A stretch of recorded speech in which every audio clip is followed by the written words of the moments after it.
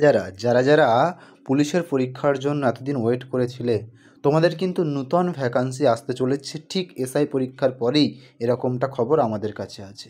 তো সেই কী বা কোন কোন সেক্টরে বা কোন কোন সেকশানে তোমাদের ভ্যাকান্সি আসতে চলেছে, অবশ্যই সবটা সম্বন্ধে জানবো এই ভিডিওতে। তো চলো, যারা আছো সব একটু লাইক করে সেশনটাকে শুরু করো। দেখো, পুলিশের যে ভ্যাকান্সি আসতে চলেছে, তোমরা কিন্তু প্রিপারেশানটাকে পুরো স্ট্রং করে নাও। পুলিশের ওপরে কিন্তু খুব ধামাকাদার একটা কিন্তু মোটামুটি ভ্যাকান্সি, বড়সড় ভ্যাকান্সি আসতে চলেছে। দেখতেই পাচ্ছ, ডাব্লিউবিপি কনস্টেবল, সেখানটায় তুমি প্রায় 13,000 প্লাস ভ্যাকান্সি কিন্তু দেখতে পাবে। ডাব্লিউবিপি এসআই প্রায় দেখতে পাবে 1,300 প্লাস, অর্থাৎ 1300 মতো প্লাস। ওকে, কলকাতা পুলিশ কনস্টেবলে দেখতে পাবে 5,000 প্লাস নিয়োগ হতে চলেছে।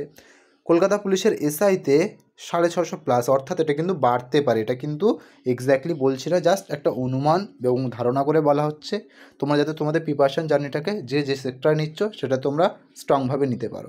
এক্সারসাইজ এএসআইতে তোমার দেখতে পাবে 450 মতো প্লাস। এক্সারসাইজ এসআইতে দেখতে পাবে 225টা প্লাস।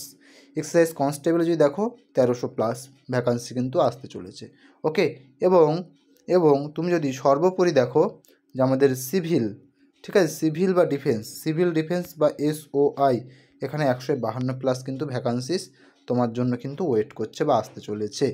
তাই আমাদের কী করতে হবে, প্রিপারেশান জার্নিটাকে একটু ফাস্ট শুরু করতে হবে।